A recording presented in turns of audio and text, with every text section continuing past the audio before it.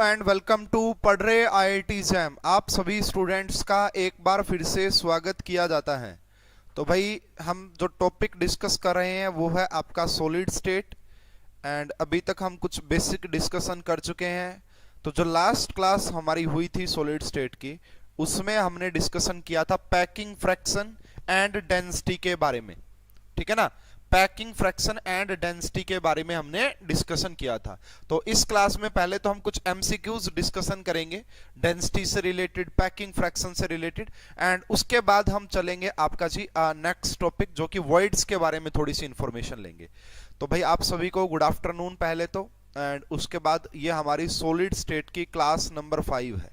ठीक है, good afternoon, and ये हमारी सॉलिड स्टेट की क्लास नंबर 5 है। Solid state class number 05, solid state की क्लास नंबर 5 है। ठीक है, तो देखिए, तो लास्ट क्लास में hello Mridul, hello Suryansh, welcome, good afternoon. ठीक है, सारे सेफ रहे होंगे भाई। चलो, तो डेंसिटी का जो मैंने कल आपको फॉर्मूला पढ़ाया था वो क्या पढ़ाया था? डेंसिटी जो है आपका रो, जिसे रो से डिनोट कर देते हैं, वो किसके इक्वल है? जेड इनटू में हमने यहाँ पे किया था मास, नीचे हमने किया था एन ए, एंड यहाँ पे हमने किया था ए का क्यूब। और इससे रिलेटेड कैसे कैसे क्वेश्चन है, 3-4 टाइप तो मैंने कल बताए थे। आज जो मैं क्वेश्चन करवा रहा हूँ भाई वो बहुत अच्छे लेवल के हैं। हालांकि हो सकता कि इतने टफ क्वेश्चन आपसे एग्जामिनर ना पूछे, है ना, लेकिन भाई समझ लेते हैं। कल को अगर मान लो कि उसने सोचा कि मैं सॉलिड स्टेट से टफेस्ट क्वेश्चन दूं, तो ये क्वेश्चन उन टफेस्ट क्वेश्चन में से हो सकता है। तो आइए शुरुआत करते हैं। सबसे पहला क्वेश्चन ही क्या है भाई, ये देखो जबरदस्त क्वेश्चन है दिखने में ही आपका। तो ये क्वेश्चन है भाई, पूरा दिखने में बहुत बड़ा लग रहा है और सोल्व करने में भी बहुत बड़ा होगा।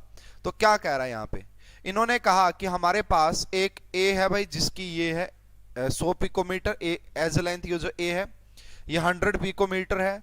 सी की जो आपका जो लेंथ है वो आपका 200 पिकोमीटर है। ए solid, a solid M crystallize in hexagonal close packing। Hexagonal close packing बोले तो एचसीपी टाइप से पैकिंग की है उसकी हमने। तो यह एक हेक्सागोनल आपको बनता हुआ दिखाई दे भी रहा होगा। The density of solid metal is this, अगर आपका सॉलिड मेटल की डेंसिटी इतनी है तो how many atoms are there in the given unit cell. तो इस यूनिट सेल में आपको कितने एटम्स दिखाई देंगे। यहां पे आपको कुछ और डाटा भी गिवन है। पहला डाटा यहां पे आपको गिवन है कि इसका एवोगाड्रो नंबर, ये हमें पता होता है। एटॉमिक मास, ये हमें पता होता है।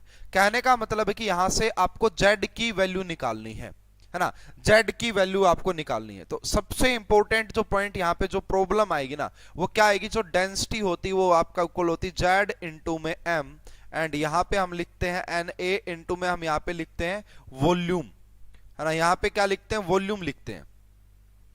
अब जेड आपको निकालना है, ठीक है। आपको डेंसिटी गिवन है यहाँ पे, नो प्रॉब्लम, डेंसिटी गिवन है, ठीक है जी, डेंसिटी गिवन है। आपको मास गिवन है, ठीक है। आपको एवोगाड्रो नंबर है ये। आपको सबसे पहले अगर जेड की वैल्यू चाहिए ना, तो आपको वॉल्यूम निकालनी पड़ेगी। क्या निकालनी पड़ेगी आपको? वॉल्यूम। इस हेक्सागोनल की आपको वॉल्यूम, देखो ये दिखने में आपको लग रहा है कि 90, बट इन्होंने ये मेंशन किया कि ये जो एंगल है ना, ये आपका 120 डिग्री है।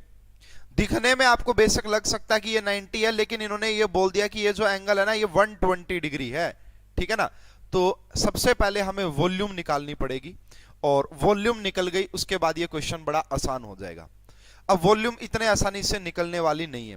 तो वॉल्यूम निकालने के लिए भाई यहां पे हमें कुछ इस तरीके से इसकी वॉल्यूम निकालनी पड़ेगी। हेक्सागोनल है ये आपका। तो देखिएगा स्टूडेंट, इसमें पहले आप ये वाला डायग्राम बनाइए। क्यों बना रहा हूं मैं इसको, मैं अभी थोड़ी सी देर में एक्सप्लेन कर दूंगा कि ये एक आपको ग्राफ बनाना पड़ेगा। यहाँ पे सबसे पहले ये ग्राफ बनाना पड़ेगा, मतलब डायग्राम है ये, इसी ऊपर वाले से बनाया है। एंड यहाँ पे हमने एक परपेंडिकुलर ड्रॉ कर दिया भाई, यहां से यहां हमने एक परपेंडिकुलर को भी ड्रॉ किया है।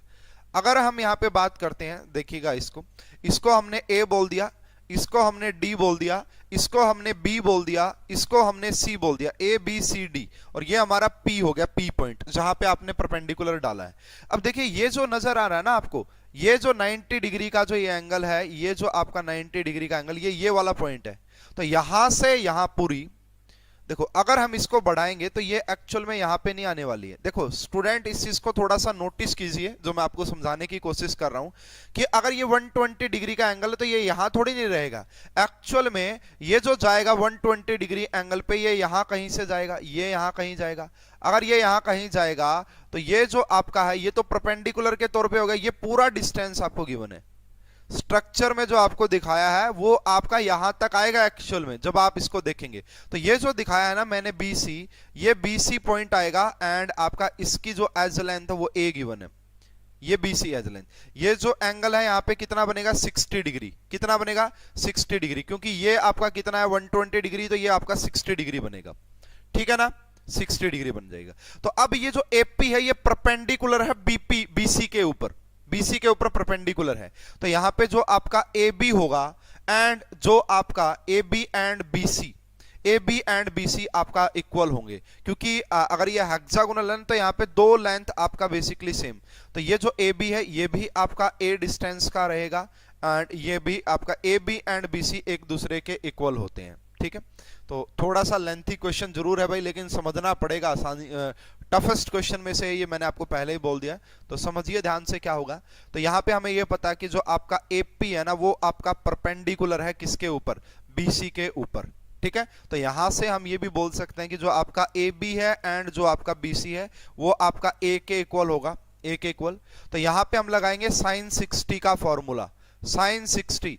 तो sin 60 यानी कि ये 60 डिग्री का एंगल है, तो ये किसके इक्वल होता है भाई, साइन इक्वल होता है भाई आपका AP यानी कि आपका जो परपेंडिकुलर होता है, और बाई में बेस, बाई में आपका ये सॉरी हाइपोटेन्यूस, ये AB इसके इक्वल आ जाएगा।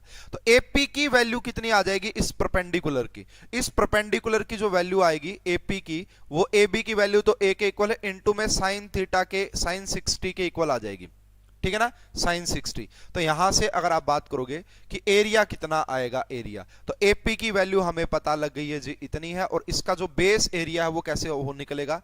तो अगर आप इसका बेस एरिया निकालेंगे तो इसका जो बेस एरिया होगा वो होगा BC, इस BC इंटू में आप कर देंगे AP, BC इंटू में AP करोगे तो बेस एरिया आ जाएगा, ठीक है। BC की वैल्यू A है, AP की वैल्यू A इंटू साइन आपका 60 डिग्री आ गई। तो यहां से जो बेस एरिया है वो कितना आ जाएगा, ये पूरा बेस एरिया जो है ये आ जाएगा आपका A स्क्वायर इंटू में आपका साइन 60 डिग्री।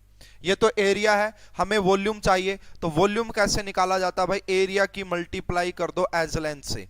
तो ये A स्क्वायर इंटू में साइन 60 डिग्री इंटू में इसकी मल्टीप्लाई कर देंगे C से, जो आपको C एज लेंथ गिवन है ना यहाँ पे, ये कि C इससे मल्टीप्लाई करो तो ये आपके पास फाइनली यहां से वॉल्यूम आ जाएगी, ये यहां पे आपके पास फाइनली वॉल्यूम आ जाएगी। फॉर्मूले में पुट करेंगे तो फॉर्मूला क्या कहता है जी, डेंसिटी कितनी गिवन 240 ग्राम पर सेंटीमीटर में गिवन है, ये चीज ध्यान रखिएगा, ग्राम पर सेंटीमीटर इक्वल हो जाएगा Z, वो हमें निकालना है। मास आपको 250 गिवन है, यहां पे आप लिखेंगे एवोगाड्रो नंबर 0.623 इंटू में 10 की पावर 23 इंटू में इसकी मल्टीप्लाई करोगे यहाँ पे वॉल्यूम से, तो वॉल्यूम किसके इक्वल आ गई, A का स्क्वायर, यानी कि वॉल्यूम किसके equal A square into sine 60 degree into में कर देंगे C।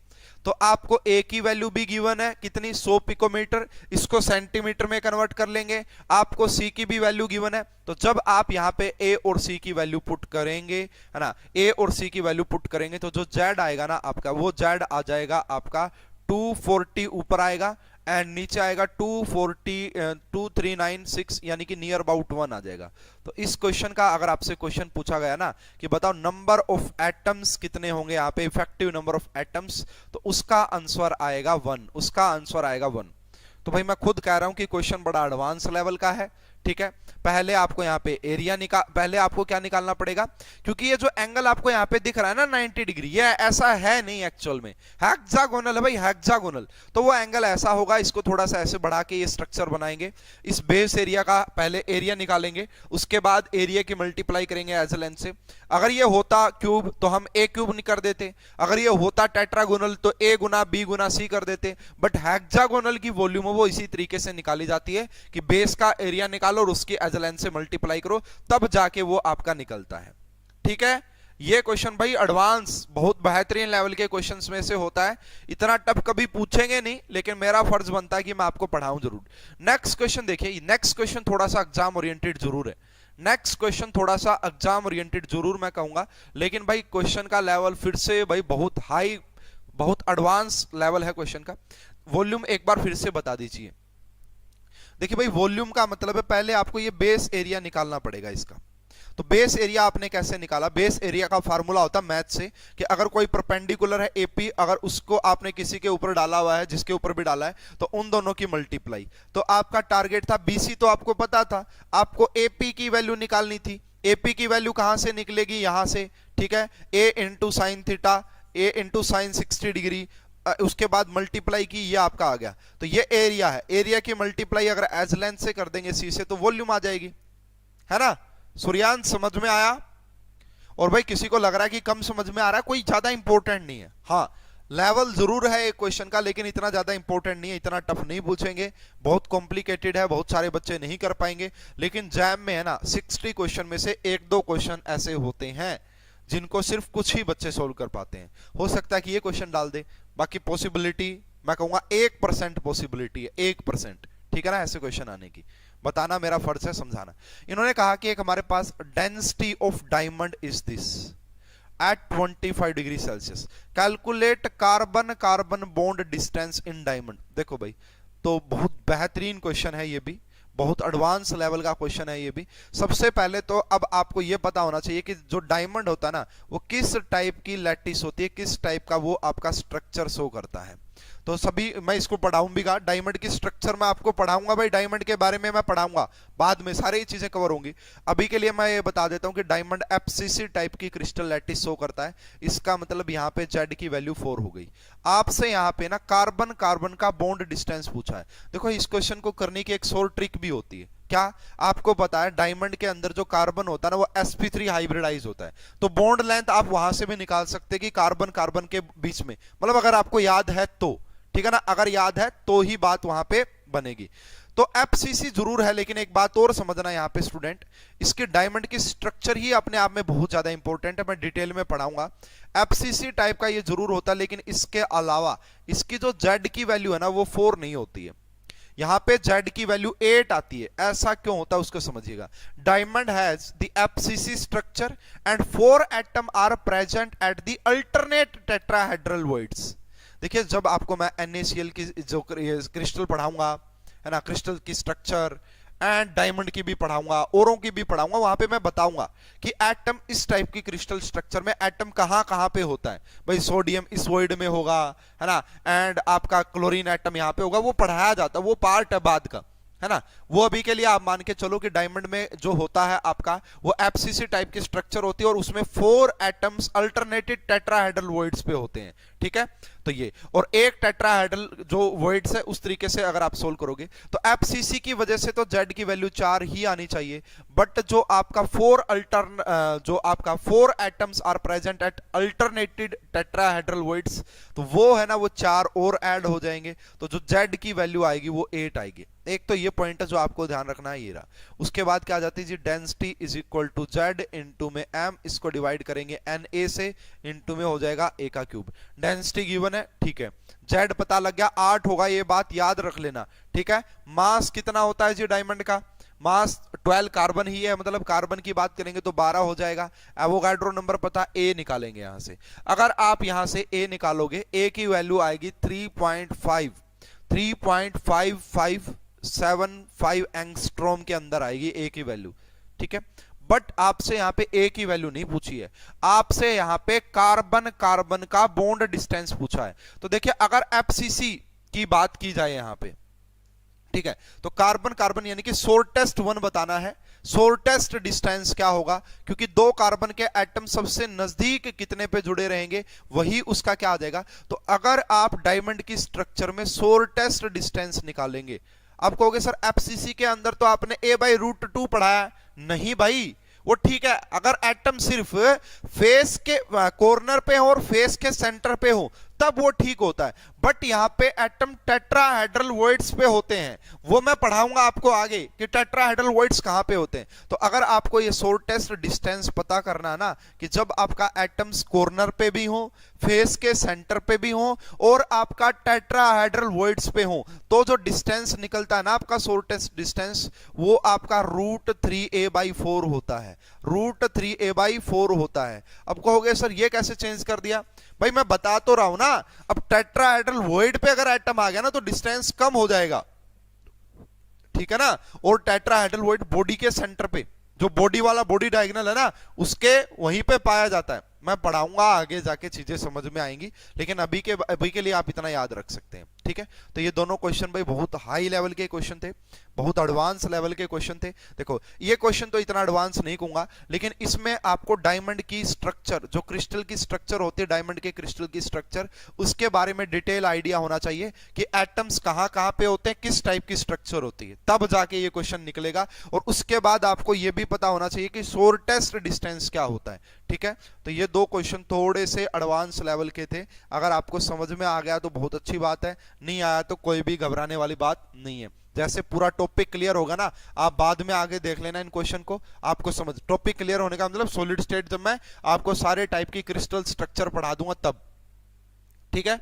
अब मैं चलता हूं भाई नेक्स्ट। देखिए ये क्वेश्चन है ना, जो ये क्वेश्चन भाई मुझे काफी पर्सनली बहुत अच्छा लगता है, और मुझे ये मतलब एंट्रेंस में आने वाला क्वेश्चन है, एंट्रेंस में नए टाइप का क्वेश्चन है, इस टाइप का क्वेश्चन पूछा नहीं गया है, ठीक है ना। ये अच्छा क्वेश्चन है भाई, ये मैं कहूंगा कि क्वेश्चन मुझे बहुत अच्छा लगता है अपने लेवल पे, और इसको आप एग्जाम ओरिएंटेड भी बोल सकते हैं, नए टाइप का ये। √3/4 एक बार और बोलना। देखो मैं ये कह रहा हूं भाई, आपका मान लो, आप मान लीजिए आप √3a/4 ये आपका शॉर्टेस्ट, अरे ये मान लो, देखिए इसके डायमंड की स्ट्रक्चर मैं बना के दिखाऊंगा ना तो काफी टाइम लग जाएगा, लेकिन मैं कोशिश करता हूं आपको बना के। बाकी मैं इसको पढ़ाऊंगा भाई डिटेल में, टेंशन मत लेना। अगर कम समझ में आ रहा है कोई घबराने वाली बात नहीं है, मैं इसको डिटेल में पढ़ाने वाला हूं। इन्होंने ये कहा है कि डायमंड की जब स्ट्रक्चर में आपको पढ़ाऊंगा वहां पे भी यही बात बताऊंगा कि एटम्स कहां पे होते हैं, कॉर्नर पे तो होंगे ही होंगे, अगर एफसीसी है तो एटम्स कॉर्नर पे तो होंगे ही होंगे, एफसीसी है तो, ठीक है जी, एफसीसी है तो कॉर्नर पे तो होंगे ही होंगे, ओके नो प्रॉब्लम। अब मैं ये कह रहा हूं कि एटम फेस के सेंटर पे भी है। अब जो मैं ब्लैक से दिखा रहा हूं, अगर एफसीसी तो ये वाला सेंटर, ये वाला हो गया, यहां पे सारी जगह नहीं दिखा रहा हूं लेकिन सारी जगह। उसके बाद जो आपका डायमंड का क्रिस्टल स्ट्रक्चर होता ना, तो जो ये बॉडी यहाँ पे जो टेट्राहेड्रल वॉइड्स है वो भी मैं पढ़ाऊंगा वहां पे कि ये टेट्राहेड्रल वॉइड्स की क्या कहानी होती है, कहां से आया ये। तो ये देखिए, जो ये आपका एक बॉडी का डायगोनल होता है, यहां से यहां ये आपका बॉडी का डायगोनल है। तो जो टेट्राहेड्रल वॉइड लाई करता है ना एफसीसी टाइप की, इस टाइप की स्ट्रक्चर में, वो आपका ये तो देखो बॉडी का सेंटर हो गया, तो यहीं पे आपका जो है टेट्राहेड्रल वॉइड बनता है। और अगर मैं आपसे बात करूं कि भाई ये डिस्टेंस कितना है, ये डिस्टेंस, तो ये डिस्टेंस तो आप कहोगे सर ये a/√2 है। और दूसरा मैं कहूं कि ये वाला डिस्टेंस कितना है, ये वाला, अगर आपने एक कार्बन का एटम यहां पे भी रखा हुआ है तो आप कहोगे सर ये डिस्टेंस तो आपका कितना है, √3a/4 है। आप इन दोनों में से देख लो, छोटा आपको यही मिलेगा, छोटा आपको यही मिलेगा। अब ये टेट्राहेड्रल वॉइड है, अब जो है ना ये क्या, बॉडी के डायगोनल के जो सेंटर होता है ना वहां पे टेट्राहेड्रल वॉइड बनता है। अगर ये टेट्राहेड्रल वॉइड है, मैं पढ़ाऊंगा ये डिटेल में, बहुत इंपॉर्टेंट टॉपिक है वो भी। तो ये डिस्टेंस स्मॉलेस्ट हो गया ना, तो कार्बन और कार्बन का जो शॉर्टेस्ट डिस्टेंस है, जो बॉन्ड लेंथ है, क्योंकि बॉन्ड लेंथ का मतलब होता है शॉर्टेस्ट डिस्टेंस, तो वो इतना आएगा, ठीक है। ए आपने यहां से निकाल लिया था। बोलो मृदुल, समझ में आया? चलो जी, अब मैं चलता हूं नेक्स्ट क्वेश्चन जो एग्जाम ओरिएंटेड है। इन्होंने कहा calculate the number of unit cell in 1.8 gram of aluminium it is crystallize in the FCC structure, है ना। ये देखो जी, है ना, यूनिट सेल का ही नंबर पूछ लिया। ये क्या कहानी आई जी, यूनिट सेल का ही नंबर कैसे पूछ लिया? तो सबसे पहले हम यहां पे क्या निकाल सकते हैं, नंबर ऑफ मोल्स निकाल सकते हैं। नंबर ऑफ मोल्स कैसे, गिवन वेट बाई में आप करोगे आप मोलिकुलर वेट, है ना, ये जो आपका ग्राम एटॉमिक वेट। तो आपने देखा यहां पे 0.3 मोल्स आ गए, 0.3 मोल्स आ गए। अब मैं अगर आपसे कहूं कि अगर आप 1 यूनिट ऑफ एफसीसी लेते हो, अगर आप यहां पे 1 यूनिट ऑफ एफसीसी अगर लोगे, क्योंकि यहां बोला है 1 यूनिट ऑफ एफसीसी, तो वहां पे कितने एटम्स होते हैं, नंबर ऑफ एटम्स कितने होते हैं वहां पे, नंबर ऑफ एटम कितने होते हैं वहां पे, तो नंबर ऑफ एटम वहां पे 4 होते हैं, ठीक है ना, नंबर ऑफ एटम वहां पे 4 होते हैं। इसका मतलब मैं ये कह सकता हूं कि 4 एटम्स जो है वो आपका एक यूनिट सेल में रहे होंगे। 4 एटम, 4 एटम आपका एक यूनिट सेल में रहे होंगे। एक एटम जो है वो 1/4 यूनिट सेल में रहा होगा, 1/4 यूनिट सेल में। अब यहां पे देखिए, मैं मान लेता हूं कि मेरे पास कितने एटम्स हैं टोटली, तो 0.3 तो मोल्स हैं, 0.3 तो मोल्स हैं। इसकी मल्टीप्लाई करेंगे, 0.3 की मल्टीप्लाई करेंगे एवोगैड्रो नंबर से, तब जाके आपके पास क्या आ जाएगा। तो इसका मीनिंग ये है कि आपको यहां पे 0.3 Na एटम्स, इतने एटम्स के अंदर बताओ कितने यूनिट सेल होंगे। तो ये 1/4 इंटू में आपका 0.3 इंटू Na हो जाएगा। और जब आप इसको सोल्व करोगे तो ये आपका 0.075 इंटू Na, इतने आपका एटम्स आएंगे। स्टूडेंट मैं कह रहा हूं क्वेश्चन भाई बहुत बढ़िया है, ठीक है ना। थोड़ा सा मोल का भी यूज करवा लिया एंड सॉलिड स्टेट का भी यूज करवा लिया। क्वेश्चन बहुत बढ़िया है, एग्जाम में आने वाला क्वेश्चन है, बिल्कुल परफेक्ट सेट बैठता है ना। आईआईटी एग्जाम जैसे एग्जाम में ये गेट में भी आ सकता है, क्योंकि गेट में भी ऑलरेडी पूछे गए हैं डेंसिटी से रिलेटेड क्वेश्चन। थोड़ा थोड़ा समझ में आया है। जब मैं ये स्ट्रक्चर बढ़ाऊंगा ना, जब आपको पूरा समझ में आएगा और आप कहोगे सर मजा आ गया, मजा, क्योंकि ये चीजें नॉर्मल स्टूडेंट को समझ में बहुत कम आती हैं, ठीक है ना। आएगा समझ में, बने रहिएगा, देखते रहिएगा, सब कुछ समझ में आएगा।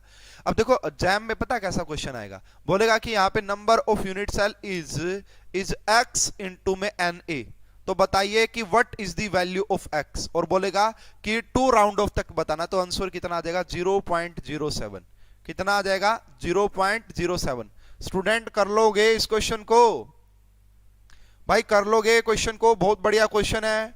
इस टाइप के क्वेश्चन आप जरूर पढ़ के जाना भाई, ये एक नए टाइप का क्वेश्चन है, अच्छा क्वेश्चन है, मैं ये आपको कहूंगा, क्योंकि यहाँ पे मोल एंड दोनों का यूज किया गया है। कल को अगर एक और क्वेश्चन मैं डिजाइन कर दूं, मान लो ऐसा ही कि कल को मैंने ऐसा डिजाइन कर दिया एक क्वेश्चन कि मान लेते हैं भाई आपका जो सीजियम क्लोराइड है ना, बताया नहीं है कि क्या है सीजियम क्लोराइड, उसका हमने लिया भाई कितना, मान लो इनका जो भी मोलार मास होता है ना, अगर इनका मोलार मास m है ना, तो हमने इसका मोलार मास 2m ले लिया है ना। 2m आपको गिवन है इसका मास। तो बोला बताओ इसके अंदर आपका है ना कितने मतलब नंबर ऑफ यूनिट सेल बताइए कितने होंगे, नंबर ऑफ यूनिट सेल बताइए कितने हैं। तो भाई आपको ये पता होना चाहिए कि जो सीजियम क्लोराइड होता है ना, वो बीसीसी टाइप की लैटिस होता है, बॉडी क्यूबिक सेंटर्ड बीसीसी। अगर बीसीसी है तो हमें ये पता है कि भाई अगर आपका 2 एटम्स जो है, 2 एटम्स आपका पाए जाएंगे एक यूनिट सेल के अंदर, एक एटम पाया जाएगा आपका 1/2 यूनिट सेल के अंदर, और आपके पास एक्चुअल में एटम कितने हैं। देखिए ये गिवन और ये आपके पास जो भी है ये आपको गिवन मास है, और ये हमें पता होता है, क्वेश्चन में लिखा मिलेगा। तो 2 मोल एंड 2 मोल का मतलब होता है 2 Na एटम्स के अंदर।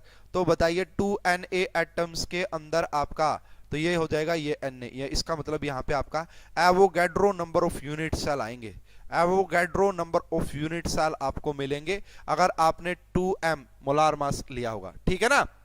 समझ में आया, इजी क्वेश्चन। चलो जी, ये तो भाई थोड़े से नए टाइप के क्वेश्चन है। अब प्रीवियस ईयर है ना, क्योंकि प्रीवियस ईयर भी तो देखने पड़ेंगे ना कैसे कैसे क्वेश्चन पूछे हैं। तो देखिए ये क्वेश्चन आपका जैम 2017 में पूछा गया था, 2 मार्क्स का, है ना। तो देखिए क्या, silver crystallize in FCC face centred cubic lattice, lattice parameter of silver in picometer, picometer में निकालिए अगर ये डाटा गिवन हो तो। एवोगैड्रो नंबर दे दिए आपको, यहाँ पे मास दे दिया एंड आपको डेंसिटी दे दी, लेकिन डेंसिटी आपको सेंटीमीटर में गिवन है ना, इसको पिकोमीटर में कन्वर्ट करना पड़ेगा।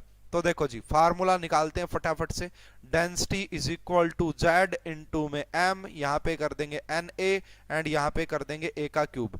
डेंसिटी कितनी गिवन है, 10.5, ठीक है। इसकी मल्टीप्लाई कर देंगे 6.203 इंटू में 10 की पावर 23, ठीक है ना। एंड अगर आपको यहाँ पे a निकालना है a, तो वो आप करेंगे 4 इंटू में 1 ये वाला जी, एंड इसको आप डिवाइड कर देंगे किससे, इसको आप डिवाइड कर देंगे किससे, एक मिनट दोबारा से बता देता हूं, इसको डिवाइड कर देना किससे, ये इससे,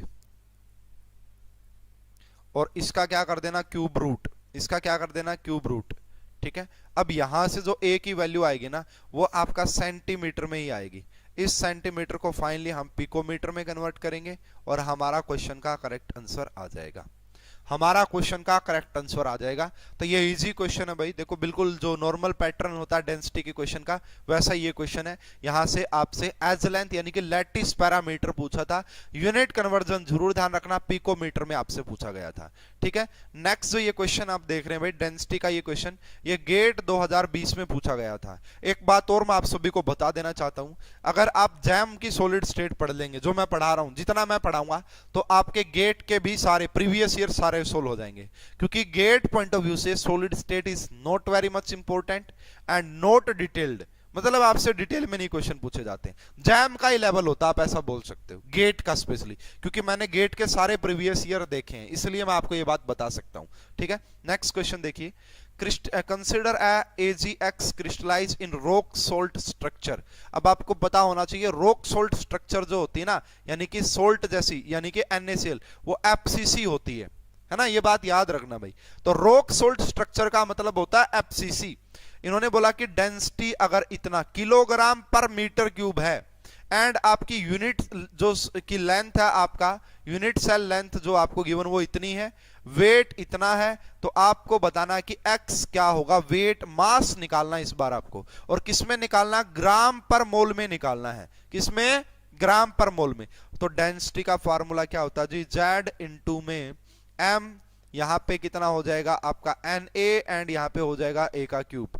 क्या डेंसिटी गिवन है, यस। लेकिन डेंसिटी जो है ना, थोड़ा सा ध्यान देना स्टूडेंट, ये आपका गिवन किसमें है, किलोग्राम है, किलोग्राम को ग्राम में कन्वर्ट कर लेना, एंड आप मीटर को किस में कन्वर्ट कर लेना, यहां पे सेंटीमीटर में कर लेना एक बार, या सेंटीमीटर, पहले आप सेंटीमीटर में कर लेना और फिर आप इसको पिकोमीटर में कर लेना। तो ये आ जाएगा जी आपका 10 की पावर 6 नीचे आएगा, 10 की पावर 6, तो ये इससे कैंसिल आउट हो जाएगा, तो ये बनेगा जी आपका 0 पॉइंट ये इतना, ये डेंसिटी आ जाएगी ग्राम पर सेंटीमीटर क्यूब।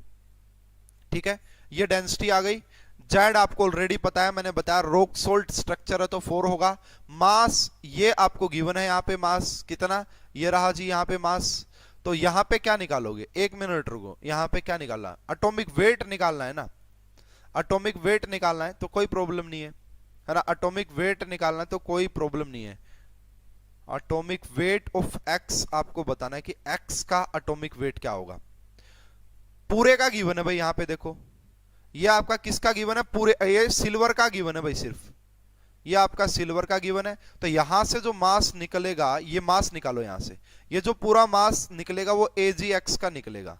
ठीक है, तो उसमें से क्या कर देना आप, जो भी ये मास आए उसमें से आप इसका माइनस कर देना, है ना, इसका माइनस कर देना, किसका, Ag का, तो आपके पास आंसर आ जाएगा, आपके पास आंसर। तो यहां से आपको मास ही निकाल लेना है, तो हो जाएगा ये क्वेश्चन भी। तो इस क्वेश्चन को भी आप इजीली कर सकते हैं, इसमें भी कोई ऐसी बात नहीं है कि आपसे ये क्वेश्चन ना हो। अब मैं चलता हूं भाई हमारा नेक्स्ट टॉपिक जो है उसकी तरफ, एंड दैट इज वर्ड्स। ठीक है ना, वो आपका अब जो टॉपिक है वो वर्ड्स का है। ये कुछ न्यूमेरिकल्स जो कि लास्ट टॉपिक से रिलेटेड थे वो मैंने आपको पढ़ा दिए हैं। अब मैं बात करता हूं थोड़ा सा वर्ड्स के बारे में। हालांकि ये वर्ड्स दूसरे टाइप का डिस्कशन है, वो वर्ड्स दूसरे टाइप का डिस्कशन होगा, है ना, तो आराम से समझिएगा कि क्या होते हैं। अब हम बात करेंगे जी हमारा टाइप्स ऑफ वर्ड्स। अब ये पहली बात तो सर व्हाट इज वर्ड्स क्या है भाई, जब भी आपने देखा, मान लो अगर आपने FCC इंटरस्टिशियल, इन्हें हम इंटरस्टिशियल वर्ड्स भी बोलते हैं, यानी कि जब भी आप यहाँ पे एटम्स को फिल करते हैं, किसी भी लैटिस में जब आप अरेंजमेंट फिल करते हैं, वहां पे एटम्स रखते हैं, तो वहां पे एक वैकेंट स्पेस रह जाता है। ठीक है ना, उसी वैकेंट स्पेस को इंटरस्टिशियल वर्ड बोला जाता है। तो वर्ड्स हम दो टाइप के पढ़ेंगे मेनली आपका, एक जो वर्ड होते हैं आपका वो प्लेनर वर्ड्स होते हैं, एक जो आपका वर्ड होते हैं वो प्लेनर वर्ड्स होते हैं एंड प्लेनर वर्ड्स। ठीक है ना, इसमें क्या होगा, जो सारे के सारे, इन्हें हम 2D वर्ड्स भी बोल दे सकते हैं, इन्हें हम 2D वर्ड्स भी बोल सकते हैं। और ये क्या होते हैं, सारे के सारे एटम्स आपका एक ही प्लेन में होंगे। चलो यार, इससे पहले मैं एक और क्वेश्चन करवा देता हूं। वर्ड स्टार्ट करने से पहले मैं आपको एक और क्वेश्चन करवा देता हूं, ये भी मैं कहूंगा इंपॉर्टेंट है भाई, आ सकता है IIT जैम के एग्जाम में। ये एक और क्वेश्चन है, इंपॉर्टेंट है, ये भी मैं करवा देता हूं भाई पहले, उसके बाद हम चलेंगे यहां पे। ठीक है, तो क्या क्वेश्चन है और उसको देख लेते हैं फटाफट से कि क्वेश्चन क्या कहता है आपका।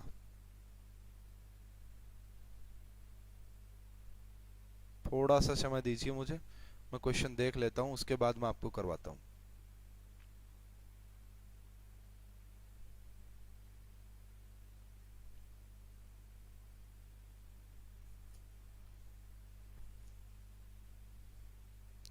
एक क्वेश्चन है, उसकी एग्जैक्ट लैंग्वेज देख लेता हूं भाई मैं, कहाँ पे रह गया भाई।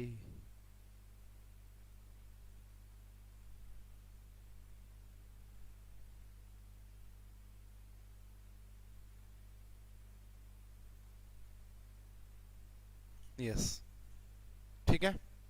तो देखिए भाई, ये क्वेश्चन देखिए, इन्होंने कहा, देखिए क्वेश्चन एमसीक्यू है बिल्कुल, और ऑलरेडी आईआईटी में पूछा गया है।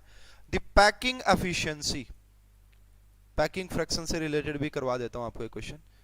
The packing efficiency of the two dimensional of the 2D square unit cell, square unit cell shown below. Diagram भी बना के देगा आपको, ये बिल्कुल एग्जैक्ट क्वेश्चन मैं बता रहा हूं। सोन बिलो इज क्या होगा, तो यहां पे इन्होंने कुछ ऐसा डायग्राम बना के दिया है कि एक यहां पे एटम ऐसे बनाया, एक एटम आपका ऐसे बनाया, एक एटम आपका ऐसे बनाया, एंड एक एटम आपका ऐसे। और ये डायग्राम इन्होंने क्वेश्चन में गिवन है भाई ऑलरेडी, ठीक है। मैं अपने ट्रिप से नहीं बना रहा हूं, ये क्वेश्चन में गिवन है। एंड ये भी बना के दिया है कि ये जो टू डायमेंशनल आपको स्केयर प्लेनर यूनिट सेल दिख रहा है ना, ये वाला। और इन्होंने ये भी कहा इस क्वेश्चन में कि ये जो लेंथ है ना आपका, ये एल लेंथ है। ये कितनी आपका एल लेंथ है। तो बताओ आंसर क्या होगा। पहला जो ऑप्शन यहाँ पे दिया गया था वो है आपका 39.27%। बी जो ऑप्शन आपको दिया गया था वो है 6.02%। सी जो ऑप्शन दिया गया था वो आपका 74.05%। एंड डी जो ऑप्शन दिया गया था आपका वो है 78.54%। बहुत अच्छा क्वेश्चन है, बहुत इंपॉर्टेंट क्वेश्चन आ सकता है। तो भाई कैसे निकालते हैं पैकिंग एफिशिएंसी।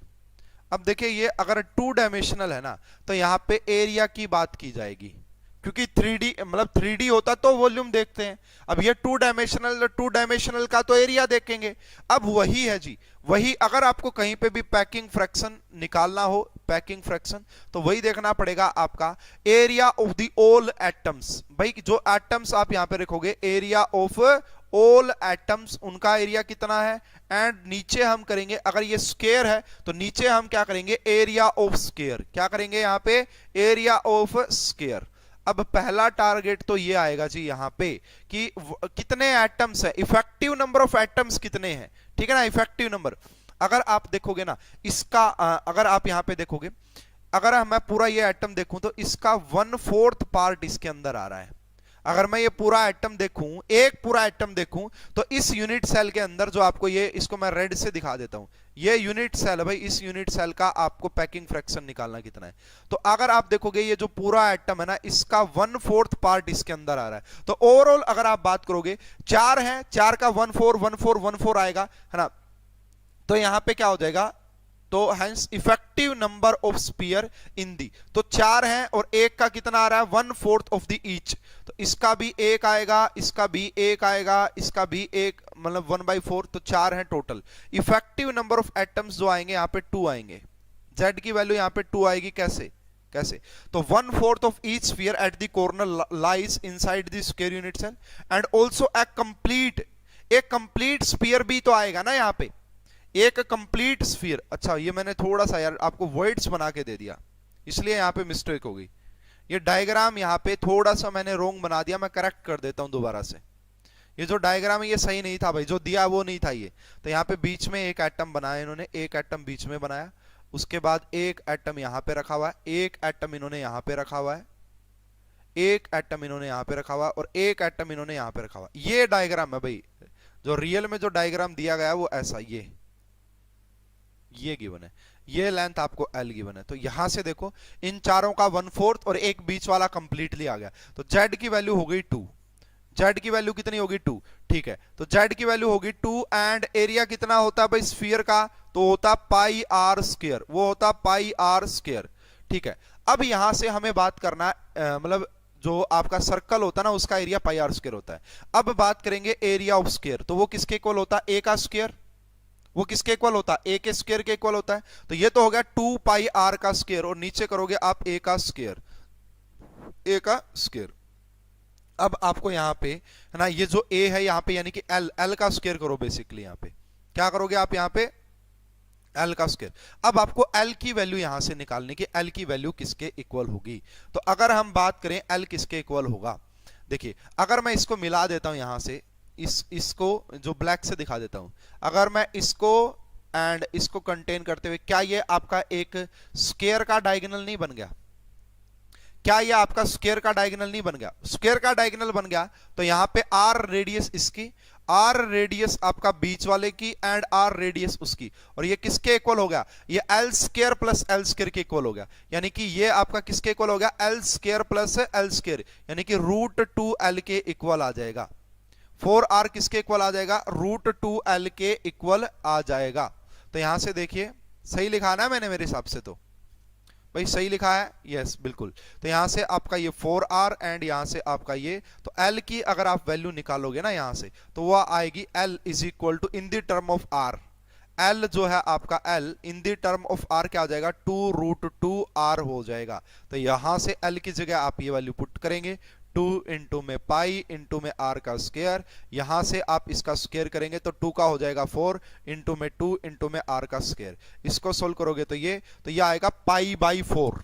कितना आ जाएगा, ये पाई बाई 4 आ जाएगा पैकिंग फ्रैक्शन। अगर आपको परसेंटेज पाई बाई 4, तो पाई होता है जी आपका 22.4, इसको डिवाइड करना है 4 से, इसको सोल्व करोगे ये आ जाएगा आपका 0 पॉइंट, है ना, तो कितना आएगा ये आपका 0.78 ये, और इसको जब आप सोल्व करेंगे परसेंटेज में तो आंसर आएगा डी। आंसर क्या आ जाएगा, डी आ जाएगा। आंसर क्या आ जाएगा, डी आ जाएगा। ठीक है ना, रूट टू एल दोबारा बोलना, okay okay okay, root two l दोबारा बोल देता हूं। अरे भाई मैं ये कह रहा हूं, देखो ये कह रहा हूं मैं यहां पे कि ये जो सर्कल नजर, ये एल है तो ये भी एल होगी, क्योंकि अगर ये स्क्वायर आपने बोला है तो सेम ही होती है लेंथ, तो ये भी एल होगी। ठीक है, अगर मैं बात करूं यहां पे इस वाला सर्कल का r डिस्टेंस रेडियस, इसकी 2r और इसकी r, और ये क्या बन गया, एक डायगोनल बन गया स्क्वायर का, और स्क्वायर का डायगोनल किसके इक्वल हो जाएगा, यानी कि ये टोटल 4r ये किसके इक्वल हो जाएगा, under root l square plus l square. तो यहां से जब आप सोल्व करोगे ये हो जाएगा 2l स्क्वायर, तो ये हो जाएगा रूट 2 इंटू में l, यानी कि 4r इसके इक्वल हो गया। तो ये रूट 2 नीचे जाएगा तो आपका कैंसिल आउट होगा, और l की वैल्यू जो आ जाएगी वो ये आ जाएगी। ये वैल्यू आप जब यहां पे पुट करेंगे तो पाई बाई 4 फ्रैक्शन आएगा, और परसेंटेज में निकालेंगे ये। देखो हमने जो पढ़ा था ना आपका सिंपल 52%, बीसीसी 68% एंड एफसीसी कितना था 74, ये तो उससे भी ऊपर का हो गया, कितना हो गया 78.54%। तो काफी अच्छी पैकिंग है। अगर आप 2 डायमेंशनल स्कोर, ये मैं कल पढ़ाऊंगा भाई, नेक्स्ट लेक्चर में हमने यही पढ़ाना है। नेक्स्ट लेक्चर में क्लोज पैकिंग पढ़ेंगे, 1 डायमेंशनल, 2 डायमेंशनल, 3 डायमेंशनल, वहां पे आएगा। लेकिन ये पैकिंग फ्रैक्शन का क्वेश्चन था तो मैंने सोचा अभी करवा देता हूं। तो मैं भाई इंपॉर्टेंट कहूंगा, इस क्वेश्चन को पूछा जा सकता है एग्जाम में, क्योंकि इजी है, कोई ज्यादा टफ क्वेश्चन नहीं है ना, इजी है। हाँ, इस हिसाब से हम निकाल सकते हैं। चलो अब मैं बढ़ रहा था जी, वॉइड्स, इंटरस्टिशियल वॉइड्स मैंने आपको बढ़ाया कि क्या होते हैं। तो ये एक वैकेंट स्पेस होता है, इसका भी यूज होता है भाई, रेडियस रेशियो आपने पढ़ा हो अगर, रेडियस रेशियो रूल, उससे हम इसको रिलेट कर सकते हैं। देखिएगा क्या है टॉपिक, एंड है वर्ड्स को 2 तरीके से पढ़ेंगे। पहला ये इतना इंपॉर्टेंट नहीं होता है ना, मैं इसको इतना ज्यादा इंपॉर्टेंट नहीं समझता। हाँ, वो वाला बहुत ज्यादा इंपॉर्टेंट होगा। एक और वर्ड्स के ऊपर 2 लेक्चर होंगे, 2, एक तो अभी पढ़ा रहा हूं क्योंकि थोड़ा सा हमें क्लोज पैकिंग समझने में आसानी होगी, कहां पे किस टाइप का वर्ड बनता है। तो प्लेनर वर्ड, 2 डायमेंशनल वर्ड, जहां पे सारे एटम एक ही प्लेन में पाए जाएंगे। तो ये 2 टाइप के वर्ड होते हैं भाई, एक को बोला जाता है आपका ट्रायंगुलर वर्ड, एक को क्या बोलते हैं हम, ट्रायंगुलर वर्ड बोल देते हैं, एंड दूसरे को हम स्क्वायर प्लेनर वर्ड बोल देते हैं। ट्रायंगुलर प्लेनर वर्ड बोल लो यहां पे, क्योंकि प्लेनर की बात हो रही है। ट्रायंगुलर प्लेनर वर्ड बोलेंगे एक को, ट्रायंगुलर प्लेनर वर्ड बोलेंगे, एंड दूसरे को हम क्या बोलेंगे जी, आपका स्क्वायर प्लेनर वर्ड बोलेंगे। क्या बोलेंगे, स्क्वायर प्लेनर वर्ड बोलेंगे दूसरे को। ठीक है, तो ये 2 डायमेंशन प्लेनर होते हैं। दूसरा हमारे पास यहाँ पे भाई नॉन प्लेनर भी होते हैं। ठीक है, तो नॉन प्लेनर वर्ड्स भी हमारे पास होते हैं यहाँ पे, नॉन प्लेनर वर्ड्स, तो उन्हें हम 3D वर्ड्स भी बोल देते हैं, 3D वर्ड्स। और वो बेसिकली आपका स्पेस में स्पेशियल अरेंजमेंट होती है, तो वो 3 पढ़ेंगे। ठीक है, सबसे ज्यादा इंपॉर्टेंट तो पहले 2 ही होते हैं, एक होता है आपका टेट्राहेड्रल वर्ड, एक होता है आपका टेट्राहेड्रल वर्ड, दूसरा आपके पास होता है आपका ऑक्टाहेड्रल वॉइड, एंड तीसरा हमारे पास जो होता है वो होता है आपका क्यूबिकल वॉइड। क्या होता है आपका? Cubical void. तो 3 है। तो कुल मिला के 5 टाइप के वॉइड्स पढ़ने हैं, लेकिन जो क्वेश्चन बढ़िया लेवल के, जो अच्छे क्वेश्चन बनते हैं, मतलब जो हमें आगे काम आएंगे, वो ये दोनों वॉइड्स में बहुत ज्यादा इंपॉर्टेंट है। जैसे डायमंड वाला देखा था ना, वो डायमंड कि मैंने कहा था कि यहाँ पे टेट्राहेड्रल वॉइड आ गया, तो वो मैं पढ़ाऊंगा कि टेट्राहेड्रल वॉइड की लोकेशन कहां पे होती है, ऑक्टाहेड्रल वॉइड की लोकेशन कहां पे होती है, वो मैं पढ़ाऊंगा। उसके लिए आपको इंतजार करना पड़ेगा, वो मैं आपको पढ़ाऊंगा, उसके लिए आपको इंतजार करना पड़ेगा। ठीक है ना? चलिए जी, अब ये आपने बोला कि थोड़ा सा देख लेते हैं कि कैसे बनते हैं। सबसे पहले हम बात करते थे यहाँ पे ट्रायंगुलर वॉइड्स की। तो ट्रायंगुलर वॉइड्स में क्या होगा, एक तीनों के ट्रायंगल कैसे बनेगी, 3 एटम आप ले लीजिए। यहाँ पे सर्कल बनता नहीं है भाई, वैसे सर्कल बनता तो दिखाते अच्छे से बना के, कोई प्रॉब्लम नहीं है। तो यहाँ पे हम क्या करेंगे, 3 ऐसे सर्कल ड्रॉ करेंगे, एक ये एंड एक ये सर्कल ड्रॉ किया, ये एंड एक आपका ये सर्कल। तो ये 3 सर्कल हो गए, ये आपने ड्रॉ कर लिया। अब देखो तीनों को जब आपने एक प्लेन में रखा ना, तो यहां पे एक वैकेंट स्पेस रह गया। अगर मैं इसको जूम कर देता हूं थोड़ा सा और ज्यादा, तो आपको समझ में आएगा। देखो यहां पे आपको ये एक स्पेस नजर आ रहा है, ये वाला स्पेस। और ये देखो जो ये वॉइड है ना, ये ट्रायंगल टाइप का ही तो है। यहां पे जो ये वॉइड है, ये आपका एक ट्रायंगल टाइप का ही वॉइड तो है। समझ में आ रहा है ना? तो ये जो आपको नजर आ रहा है, इसी को हम बोलते हैं आपका ट्रायंगुलर वॉइड्स। यहां पे सारे के सारे एटम्स को आपने एक प्लेन में रख देना होता है, सारे। तो ये जो होता है जी आपका, इसी को हम ट्रायंगुलर वॉइड्स बोलते हैं, इसी को हम ट्रायंगुलर वॉइड्स बोल देते हैं, ट्रायंगुलर वॉइड्स। ठीक है? अब स्टूडेंट क्या है, मान लीजिए आपको इस ट्रायंगुलर वॉइड में भी क्या रखना है, एक एटम रखना है। तो बताओ उस एटम की रेडियस, आपने क्या किया, जो ये ट्रायंगुलर वॉइड है, ठीक है ना, ये जो ट्रायंगुलर वॉइड है, इस वॉइड के अंदर आपको एटम रखना है। तो आपको ये पता तो होना चाहिए ना कि किस रेडियस का एटम आएगा। तो इसमें अब हम बात करेंगे यहां पे भाई रेडियस ऑफ वॉइड। बेसिकली यहां पे हम बात करेंगे आपका स्मॉल आर, मैं बोल देता हूं यहां पे आपका रेडियस ऑफ वॉइड या radius of atom at void. यानी कि जब आप वॉइड पे कोई एटम रख रहे हो, उसकी रेडियस हमने स्मॉल आर मान ली है, एंड कैपिटल आर आपकी मान ली है हमने जी रेडियस ऑफ एटम। जो रेडियस ऑफ एटम है, ये वाले जो एटम दिखाए, इनकी रेडियस। तो आपको बताना इन दोनों में क्या रिलेशन होता है, इन दोनों में क्या रिलेशन होता है। तो देखिएगा स्टूडेंट, समझिएगा मेरी बात को, काफी बढ़िया तरीके से समझा देता हूं मैं आपको। देखिए यहां पे अगर मैं बात करता हूं, ये इसका सेंटर हो गया जी, यहां पे ये इसका सेंटर हो गया, एंड ये इसका सेंटर हो गया। ठीक है ना? ये अगर मैं इन तीनों को मिला देता हूं, यहां पे इसको मैंने इस पॉइंट से मिला दिया, इसको मैंने यहां से मिला दिया, एंड इसको हमने यहां से मिलाया, तो क्या बन गई, एक ट्रायंगल बन गई। क्या बन गई, एक ट्रायंगल बन गई। ठीक है जी, ट्रायंगल बन गई, कोई प्रॉब्लम नहीं है। अब मुझे ये बताओ कि इन दो के ये देखो, ये क्या, ये इतना डिस्टेंस कितना रहा होगा, इतना डिस्टेंस। तो ये तो आर है, capital R, radius of atom. ये वाला भी कितना रहा होगा, ये भी आर है। यानी कि जो पूरा डिस्टेंस होता है ना आपका, दो एटम्स के बीच में जो डिस्टेंस होता है, वो 2r होता है। ठीक है? बिल्कुल, काफी जगह पढ़ा है ये तो हमने, यहां पे तो पहली बार पढ़ नहीं रहे। अब जो यहां पे आपने एटम्स रखा होगा, ये जो आपने यहां पे मैंने अब एटम रख दिया, जो ये ब्लैक कलर से आपको नजर आ रहा है, ब्लैक से नजर नहीं आ रहा तो मैं येलो कलर से रख देता हूं। अब जो आपने यहां पे ये जो एटम रखा है ना, इसकी भी तो कोई ना कोई रेडियस होगी। तो वही निकालना कि इसकी रेडियस और एटम की रेडियस के बीच में क्या रिलेशन होता है। तो आपने क्या किया जी, यहां से इस पॉइंट से, कहां से, इस पॉइंट से आपने इसको मिला दिया, इसके सेंटर से, वॉइड का जो सेंटर है, इसके सेंटर से आपने इस पॉइंट को मिला दिया, एंड जैसे ही मिलाया यहां पे आपने एक परपेंडिकुलर भी डाल दिया। क्या मेरी बात समझ रहे हो क्या आप स्टूडेंट?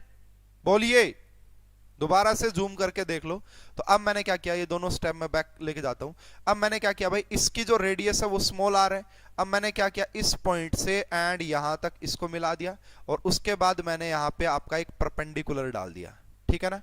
अब ये पूरा एंगल इक्विलेटरल ट्रायंगल थी ये, पहले ये पूरा एंगल कितना था, 60 डिग्री था। कितना था, 60। अब ये जो एंगल है ये कितना हो गया, ये आपका 30 डिग्री हो गया। ये एंगल कितना हो गया, 30 डिग्री। ठीक है, ये 30 डिग्री हो गया।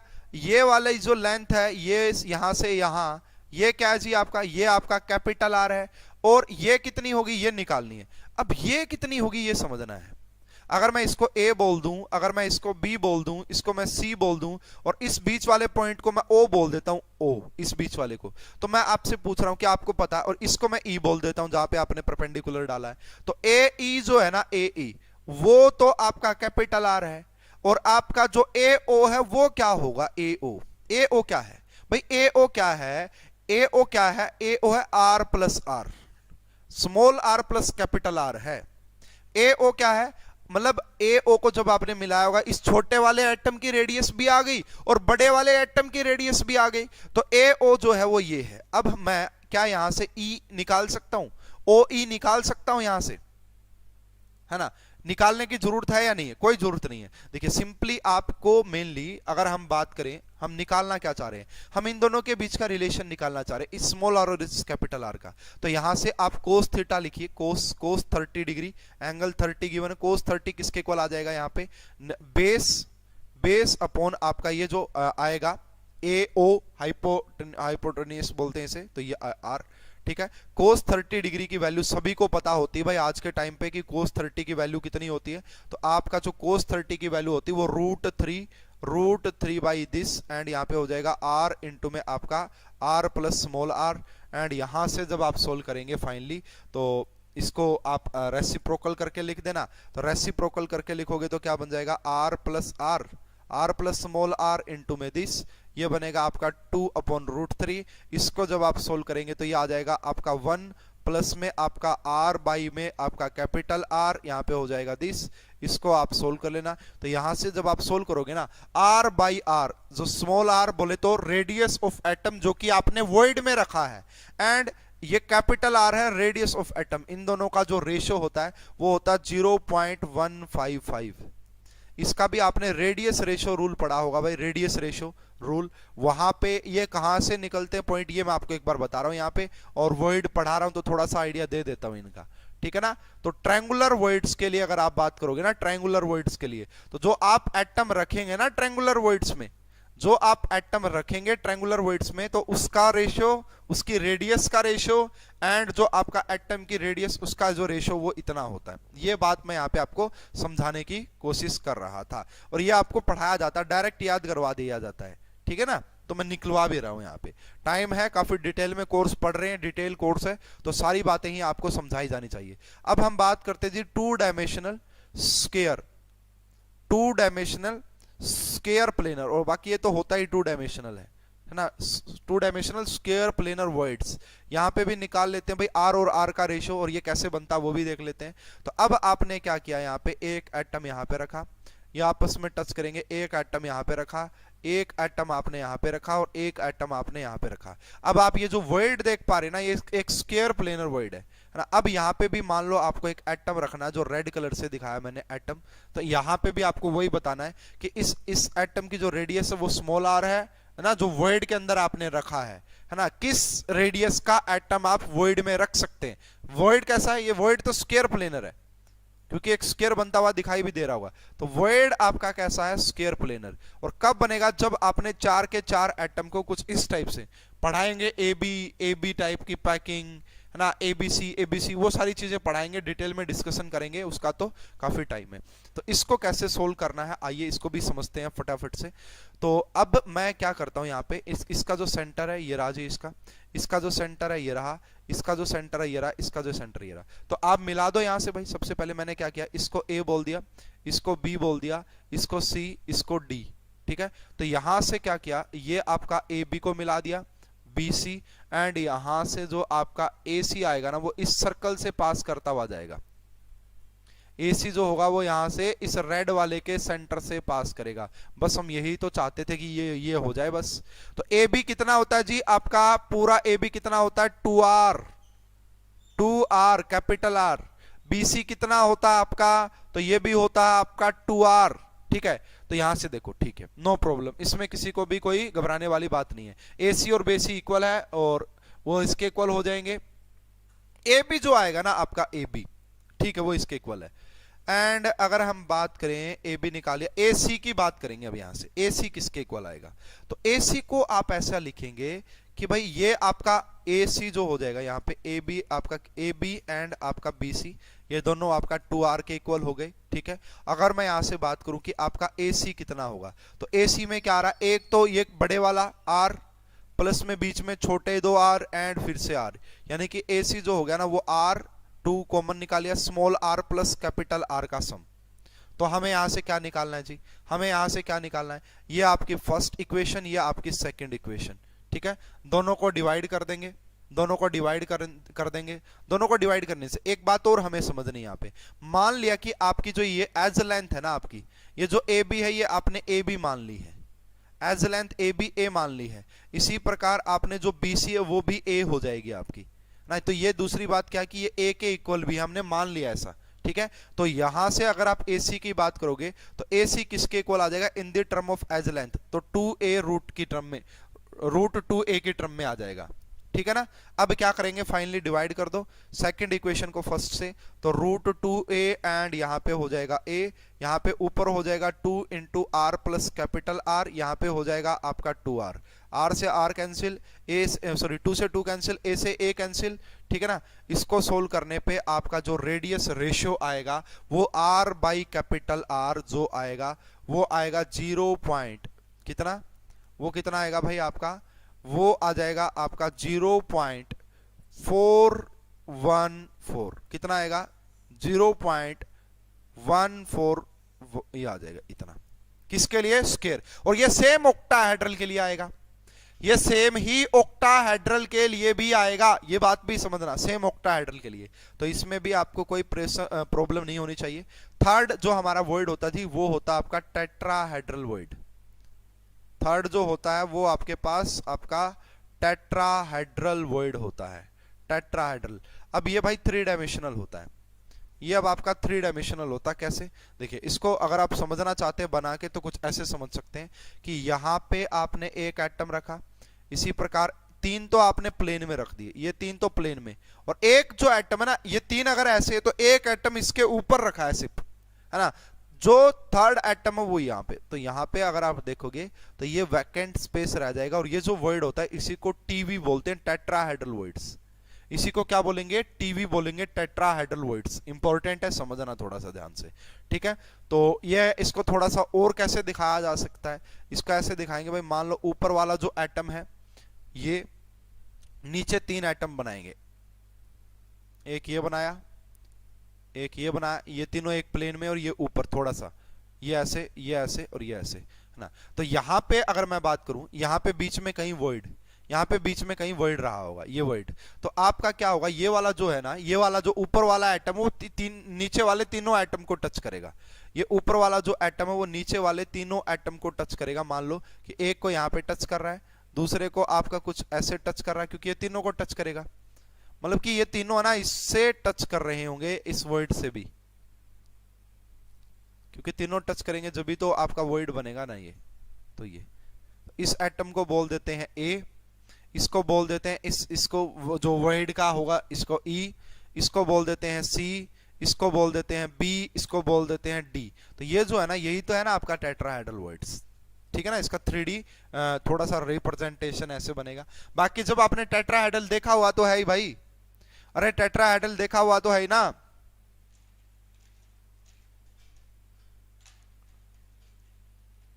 एक मिनट रुको भाई, मैं दिखा भी देता हूं।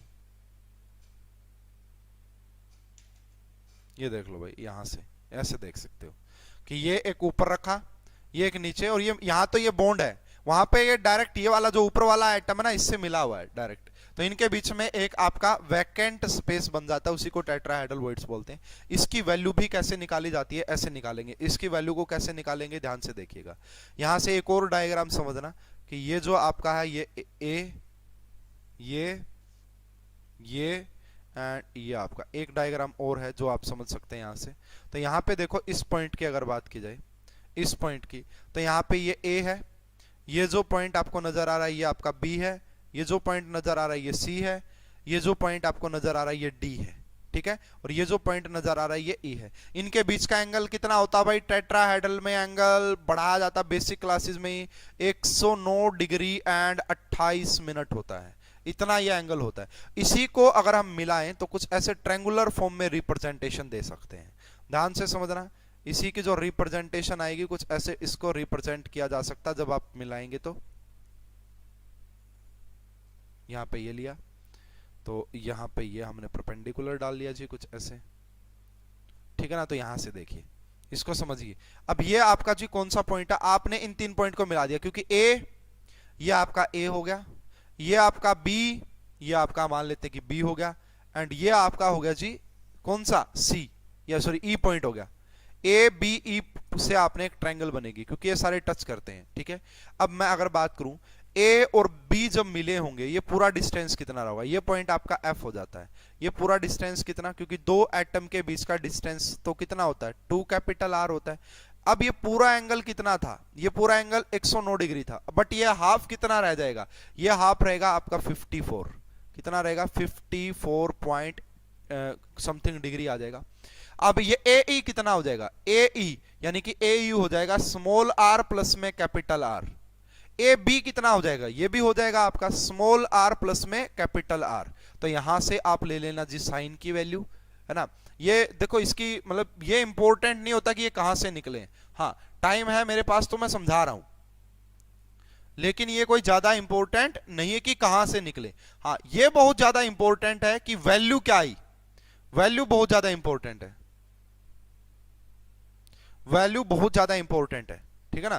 तो यहां से देखिए आप लेंगे साइन 54.44 डिग्री की वैल्यू, तो वो आ जाएगी आपका कैपिटल आर बाई में are plus small are.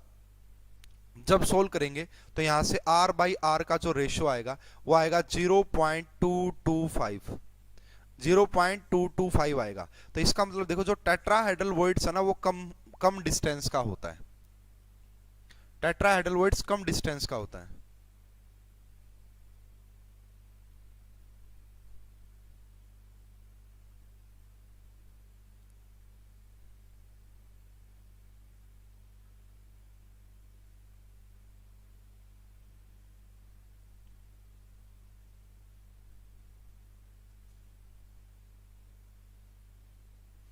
Student समझ में आ रहा है ना।